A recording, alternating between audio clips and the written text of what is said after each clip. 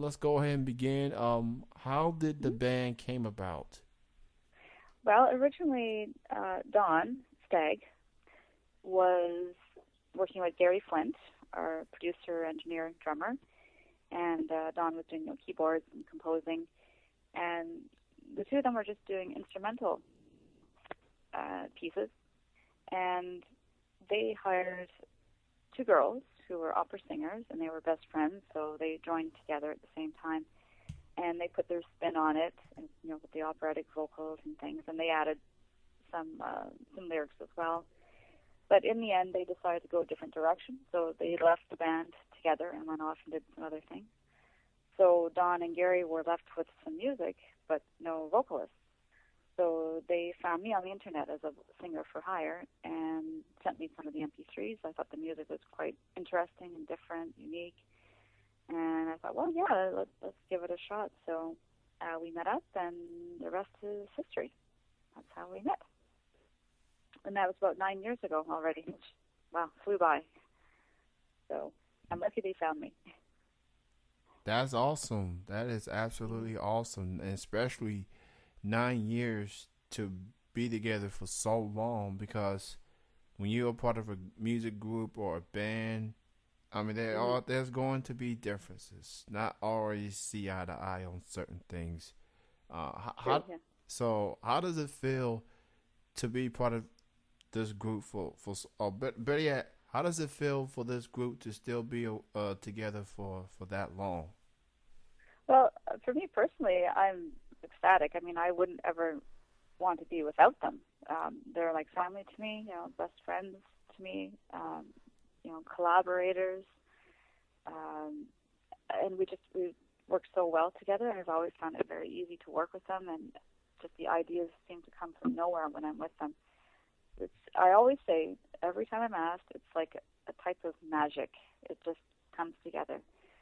So I feel very lucky, first of all, to have been with them, that they even found me, and that we've sort of stuck it out this long, and that there's really been no problems in the band. Like you said, everyone has their differences now and then, but it's been so rare.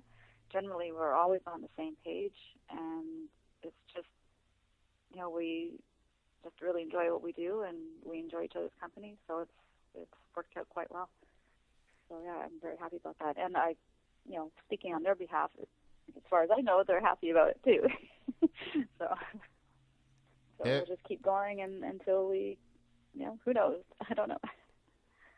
Well, I guess all the fans need to know is that you all are happy and y'all still together to this day, and you have quite a strong fan base on the internet, and y'all getting yourself out there. And let me just say, since you all are Canadians and all, happy belated Thanksgiving, by the way. Well, that's today, and thank you very much. You're not late. Yeah, that's what's so odd about this is that y'all celebrate y'all Thanksgiving in October. Here in America, we celebrate in November. I thought, yes.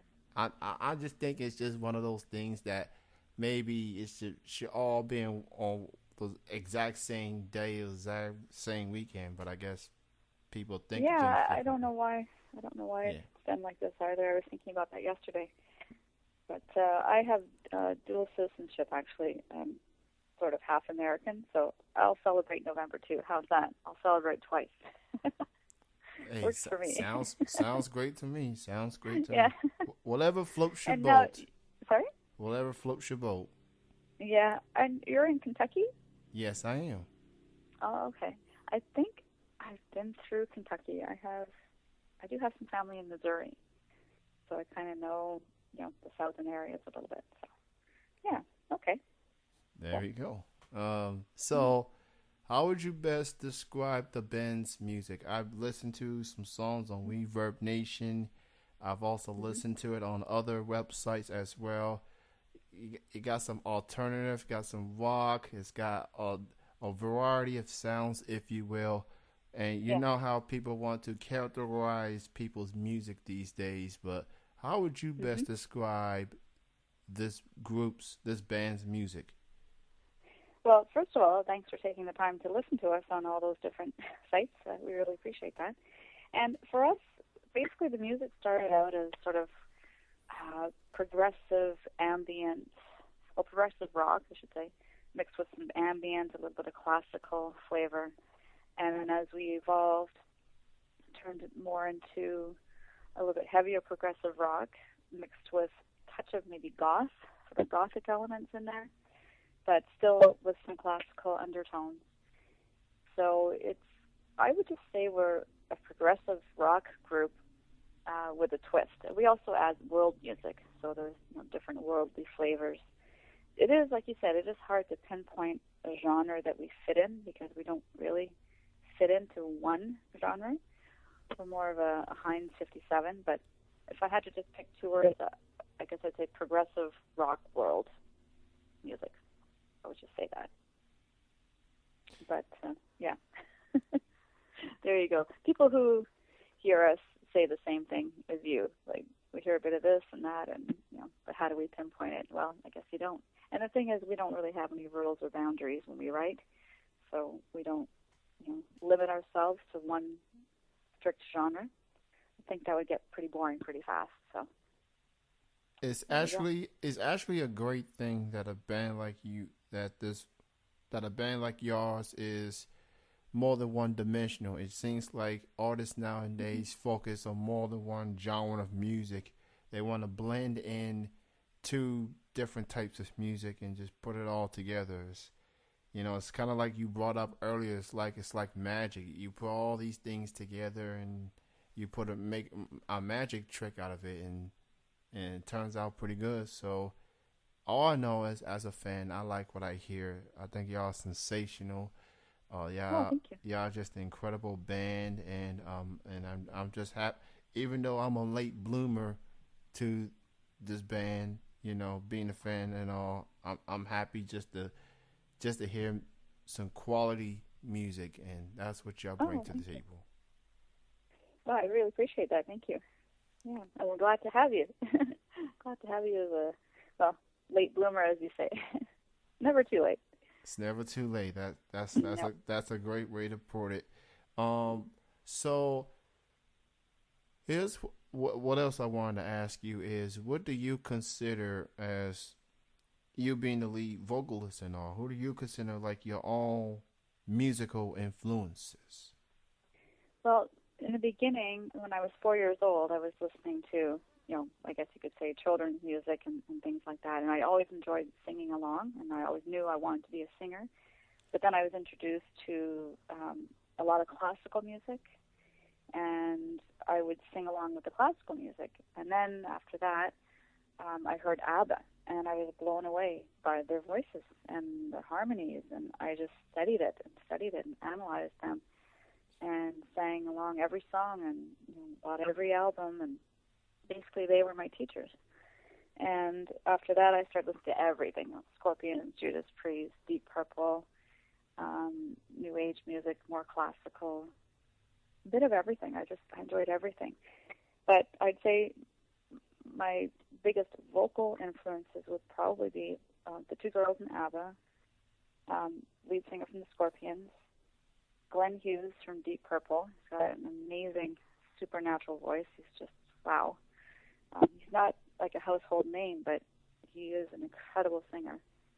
And also Pat Benatar, I really, really like her voice. And Ann Wilson from Heart. So those are some of my bigger influences, I would say. But again, I'm influenced by many things. I'm quite impressionable. So the more voices I hear, the more influences I gain. So it never ends, really. I'm always influenced by something, and always inspired by something. So with the year winding down, 2013 down to the last few months and all, is there any other projects that y'all have in the works? Anything particular, like maybe new music, upcoming shows, performances, etc.? Yes, actually, we have. We're in rehearsals right now, getting ready for a show on November 1st at the New Rock Pile East in East Toronto, and it's going to be videotaped, and I guess we'll get it on DVD, so we'll have that to put up online at some point so people can see it. And, we'd like to do some kind of tour at some point, and I'd like to do another video for another one of our songs. And we did start recording the fourth CD, but that's been on hold because we've been concentrating more on the performance and getting out and doing more gigs. So, so we'll see. We'll see how it goes. We're open, but right now, we have one gig coming up. So we'll see how it goes. I just hope one day y'all be performing out here in Kentucky. That would be awesome. Yeah. Sure. I don't have any big context or anything, but I don't know. I guess it's just a suggestion. It doesn't hurt to suggest. What else? What are some other goals at this, as far as the band is concerned? What are some other goals that y'all feel you would like to accomplish, as far as maybe major collaborations or anything more specifically? Well, it would be nice. I mean, if we did do a tour or some other shows, I think it would be really nice to open up for some of the bands that we admire. It'd be really cool. I mean, it might just be a dream, but I always thought it'd be cool to open up for Marillion. I really like Marillion, and there are some similar elements there. And of course, yes, the band, yes. I mean, who wouldn't want to, get to know them and collaborate with them, or maybe open for them or something. I think that would be really cool. And I know the guys in the band too. They're very influenced by Peter Gabriel and the guys in Yes, Emerson, Lake and Palmer. So I think they would be pretty happy to work with those guys too. I think that would be pretty cool. And really anything is possible these days because of the internet. You're able to contact these people. Really, you can find them on MySpace, Facebook, or on their websites. You can send them a note, and you never know. They might say, "Hey, yeah, let's try something." So we may get up some nerve and do something like that one of these days. But I don't know. I'm a bit shy about that kind of thing. But you never know. I did get to sing with my idol, Glenn Hughes, which was really cool. And you never know. Maybe I get to sing with him again sometime. You know what they say in show business, never say never. Exactly, yeah. Never say never. But I'm pretty open-minded, and I don't like to shut any doors. So never know. Absolutely. So I'm looking at Reverb Nation. I've been on and off as far as checking out music and trying to see what type of music I like to listen to and what I like to play on the show. And I look at the band's page, and y'all rank number 1 in Toronto, Canada. How big of a deal do you think that is, considering the fan base that y'all have, and maybe I'm not aware of all the criteria. I don't know if that's based on how many music that y'all play per day or something more than that. But how does it feel when you see that this band is ranked number 1 in Toronto? Well, it feels great, of course. It's a lot of gratitude. I mean, we're very grateful and appreciative of our fans. I mean, it means a lot, of course. And we're happy to just get the music out there, and if somebody likes it, obviously it feels nice, and you feel a sort of connection and to something greater than yourself, and that's really nice. And I'm not exactly sure how the stats work on that site and how you get to be in the rankings, but I imagine, like you said, it's hits and plays and downloads and sales, so sort of all of that mixed. But it's really nice considering it's our hometown. I mean, we definitely appreciate our fans. So so thank you to our fans out there. We appreciate that a lot. Toronto got it right on this one. I would definitely say that. So for people out there that wants to learn more from the band or just want to listen to music, obviously they can listen to the music on the Reverb Nation page, But what are some Yeah. other places that people can learn more from the band as it pertains to social media or other areas that the fans can listen to the songs? Well, we're, as I like to say, virtually everywhere, because we are virtual, pretty much. But on MySpace, of course, you can find us under Dream Aria Canada. You can find us on Facebook under Dream Aria. You can find us just by Googling us, our name. You can find us on YouTube and our official site. Mainly, I would say the main activity that's going on is on Facebook and Reverb Nation at this time. But, I mean, I'm not sure if you're aware of MySpace. It keeps sort of fluctuating. It's got its good points, and then it kind of, people sort of leave MySpace and go to Facebook, and then sometimes go back to MySpace. So, but generally, again, we're in both places. But I would say to keep things the most fresh, just check us out on Facebook. You'll get the most current updates, I think, on Facebook at this time anyway. And we're on iTunes. So, yeah, we're kind of all over. All I gotta say is, when it comes to MySpace, is that MySpace is in a complicated relationship with its users. If you were 1 minute, it's the best thing going. Next minute, y'all are afterthought. And now, because Justin Timberlake endorsed y'all, now you want people to come back to y'all like it's all good now. I mean, it's in a complicated relationship. It's like, yeah, we'll leave it at that. yeah, we'll definitely leave it at that. Well, Ann, I'm gonna let you go. Thank you for taking time for doing this interview, and a shout out to the rest of the band.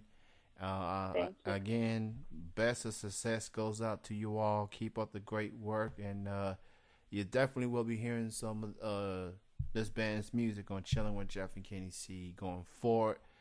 You know, I'll play some music this coming Saturday show. You know, awesome. Just great. So thank you so much. We really appreciate being on your show. It's awesome, and a big hello to all your listeners out there.